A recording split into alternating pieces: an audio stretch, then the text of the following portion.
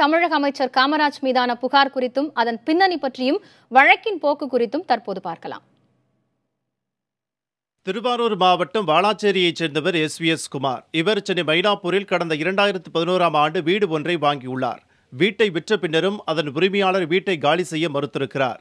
இதனைத் தொடர்ந்து எஸ்விஎஸ் குமார் அப்போதைய நன்னிலம் எம்எல்ஏவாக இருந்த காமராஜிடம் பிரச்சனையை பேசி தீர்த்து வைக்குமாறு கூறியிருக்கிறார்.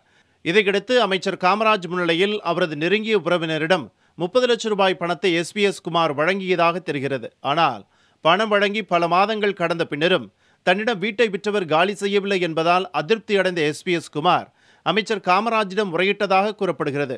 அப்போது எஸ்விஎஸ் குமார் மிரட்டப்பட்டதாகவும் பணம் திருப்பி தரப்படவில்லை என்றும் தெரிகிறது. இதனால் கவலையில் ஆழ்ந்த எஸ்விஎஸ் குமார் 2011ஆம் ஆண்டு டிசம்பர் மாதம் அப்போதைய மன்னார்குடி டிஎஸ்பியாக இருந்த அறிவானந்தத்திடம் புகார் அளித்திருக்கிறார். ஆனால் அந்த புகாரின் மீது காவல்துறையினர் நடவடிக்கை எடுக்கவில்லை என கூறப்படுகிறது. இதனையடுத்து அமைச்சர் காமராஜ் மீது வழக்கு பதிவு செய்ய கோரி எஸ்விஎஸ் குமார் சென்னை உயர்நீதிமன்றத்தில் 2012ஆம் ஆண்டு வழக்கு தொடர்ந்தார்.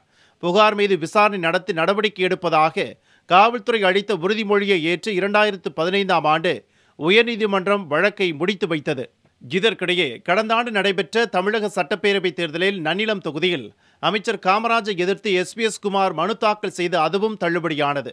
இதை எதிர்த்து கடந்த ஆண்டு உயர்நீதிமன்றத்தில் மனு ஒன்றையும் தாக்கல் செய்திருந்தார் எஸ்விஎஸ் குமார். இந்நிலையில் 30 லட்சம் ரூபாய் பெற்று அமைச்சர் காமராஜ் மோசடி செய்துவிட்டதாக கூறி உச்சநீதிமன்றத்தில் எஸ்விஎஸ் குமார் தாக்கல் செய்த மேல்முறையீட்டு மனு மீதான விசாரணை தற்போது நடைபெற்று வருகிறது.